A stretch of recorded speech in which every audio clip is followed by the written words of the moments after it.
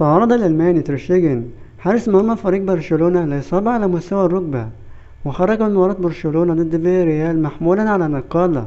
وكان يتقدم برشلونة على نادي فياريال وقت إصابة تير شتيجن بنتيجة 2-1 بالمباراة المقامة ضمن منافسات الجولة الخامسة من الدوري الإسباني الممتاز. وتعرض شتيجن للإصابة بعد محاولة الخروج للحصول على الكرة من لعبة عرضية، ثم نزل على قدمه بشكل خاطئ ليمسك بركبته بالقدم اليسرى، وعلى الفور نزل الجهاز الطبي لتقديم العلاج اللازم.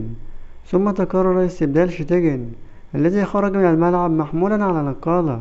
وخرج شتيجن على نقالة في اللحظات الأخيرة من الشوط الأول وهو يبكي وسط تصفيقات من الجماهير المتواجدة في الملعب.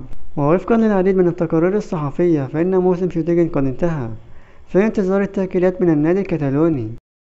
ولحد هنا نكون وصلنا لنهاية الفيديو. ما تنساش تشترك وتفعل زر الجرس وتعمل لايك للفيديو ليصلك كل جديد.